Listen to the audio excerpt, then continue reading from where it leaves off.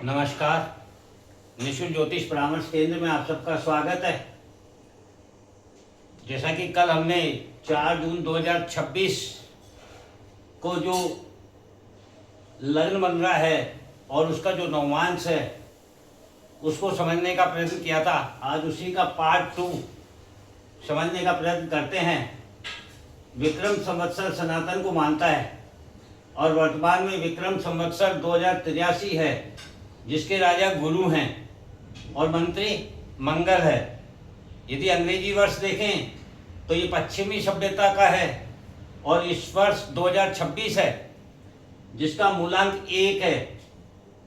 मूलांक 1 के स्वामी सूर्य हैं, अतः अंग्रेजी वर्ष 2026 के राजा सूर्य हैं। गुरु 2 जून 2026 को राशि परिवर्तन कर कर्क राशि में प्रवेश करेंगे। गुरु 18 जून 2026 तक पुनर्वसु नक्षत्र, जिसके स्वामी स्वयं गुरु है, इसमें रहेंगे। 18 जून से 18 अगस्त 2026 तक पुष्य नक्षत्र शनि के नक्षत्र में रहेंगे और 18 अगस्त 2026 से 31 अक्टूबर 2026 तक अश्लेषा नक्षत्र बुध के नक्षत्र में रहेंगे और फिर सिंह राशि में प्रवेश करेंगे 31 अक्टूबर को। सबसे पहले लग्न कुंडली की विशेषताओं को समझते हैं। लग्न कुंडली में क्या क्या विशेषताएं हैं इस समय की। सप्तम भाव से माला की शुरुआत होकर प्रत्येक भाव में निरंतर ग्रह है और द्वितीय भाव पर जाकर माला के मोती अर्थात ग्रह केतु पर जाकर समाप्त हो रही है। ये सप्तम भाव है, यहाँ से ग्रह यूं चलते हैं और वहां जाके समाप्त हो रहे हैं। सप्तम भाव हमारे संसार का है, जीवन साथी का है, व्यापार का है। वहाँ चंद्रमा स्थित है, चंद्रमा हमारा मन है और द्वितीय भाव पर जाकर समाप्त हो रहा है। द्वितीय भाव हमारा परिवार है, समाज, संस्कार है, स्वाद है। वहाँ केतु है। सप्तम भाव संसार, समाज, जीवन साथी, व्यापार का भाव है। चंद्रमा हमारी मन, इमोशन और इच्छाएं हैं। मकर राशि भूमि तत्व चर स्वभाव की है सप्तम भाव में, जिसके स्वामी शनि हैं। प्रतीक चिन्ह मकर राशि का मगरमच्छ है। मकर राशि संसार के लिए सृजन की राशि है। मगरमच्छ पानी में इतने शांत स्वभाव से रहता है कि उसकी उपस्थिति का एहसास भी नहीं होता है। अर्थात संसार में हमारे जो आमजन हैं, मन, इमोशन, इच्छाएं इतनी शांत और स्थिर हो जाएगी कि संसार में जो कुछ भी घटित होगा हम उस पर ध्यान ही नहीं दे पाएंगे। क्यों? क्योंकि स्वयं में ही खोए रहेंगे, डूबे रहेंगे खुद के विचारों में ही। स्वयं की रक्षा करें या दुनिया की सोचें, ऐसे स्थिति होगी। अर्थात सभी अपनी अपनी परेशानियों से घिरे रहेंगे। ये ग्रहों की माला जो बन रही है सप्तम भाव से लेकर द्वितीय भाव तक, हमारे मन के संसार से प्रारंभ होकर कहां जाकर खत्म हो रही है? हमारे परिवार, संस्कार की सीमा पर जाकर समाप्त हो रही है। सीमा कैसे? 5 नंबर सिंह राशि सीमा क्षेत्र को बताती है, जो बताती है कि विश्व स्तर पर संसार से पुनः वापसी किधर होगी? घर, परिवार, संस्कार, स्वाद की ओर होगी। यही पुनः वसु नक्षत्र है। पुनः यानी लौटना। वसु किरणों को भी कहते हैं और वसु बसने को भी कहते हैं। लग्न कुंडली की दूसरी विशेषता क्या है इसमें? विक्रम संवत्सर 2083 का मूलांक 4 है। उस दिन अंग्रेजी तारीख 4, तिथि चतुर्थी यानी 4, लग्न 4 नंबर राशि का, अंक ज्योतिष में संख्या 4 का स्वामी गुरु, संवत्सर राजा गुरु। गुरु स्वयं उस दिन उस समय 4 नंबर राशि में वर्गोत्तमी, इधर भी 4 नंबर, इधर भी 4 नंबर, अर्थात वर्गोत्तमी। अर्थात गुरु जिस राशि में उसका स्वामी चंद्रमा भी वर्गोत्तमी, राशि स्वामी भी वर्गोत्तमी।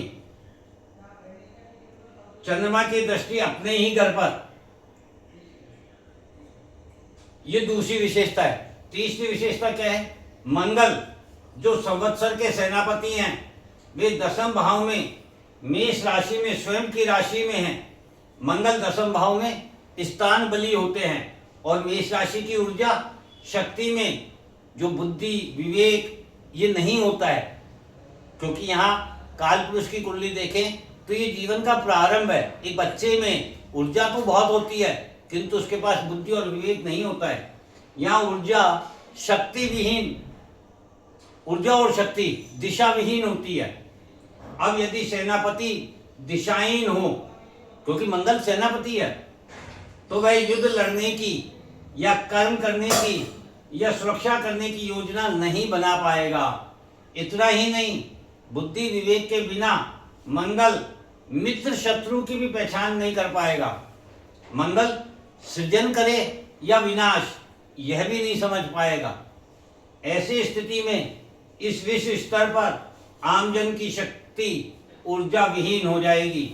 मित्र शत्रु में अंतर नहीं कर पाएंगे हम लोग, सही गलत का निर्णय नहीं कर पाएंगे।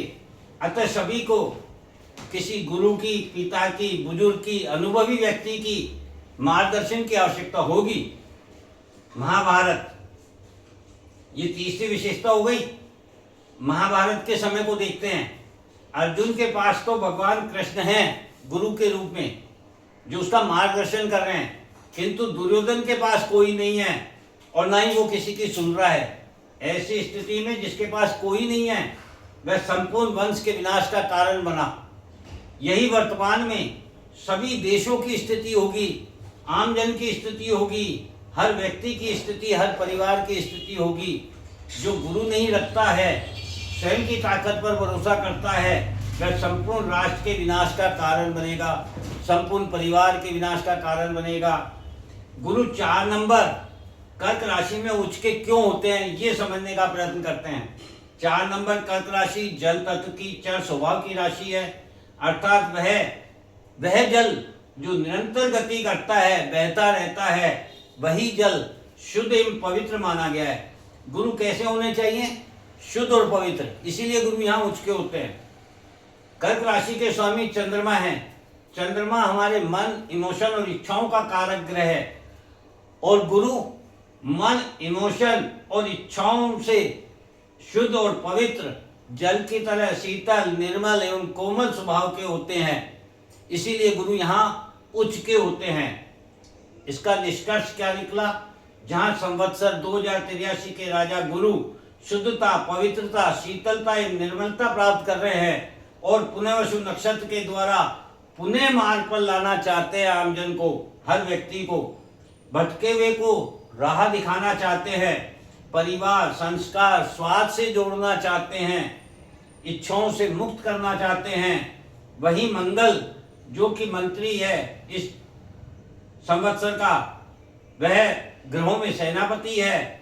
बालक की जिद नासमझी ही विनाश का कारण बनेगी। इसलिए हमें अपनी ऊर्जा का सदुपयोग यदि करना है तो हमें अपनी सोच विचार से आगे बढ़ना होगा। अपने गुरु, अपने पिता, अपने बुजुर्गों का, किसी अनुभवी व्यक्ति की राय, सलाह, मशवरा करना होगा और उनकी राय माननी होगी। तभी हम इस समस्या से बाहर आ सकते हैं, अन्यथा दुर्योधन जैसा हाल होगा। यही हमको इसमें समझना था। अब तीसरे पार्ट में हम इसको और विस्तार से समझने का प्रयत्न करेंगे, क्योंकि अभी नवमांश इसका भविष्य भी बाकी है। जय हिंद, जय भारत।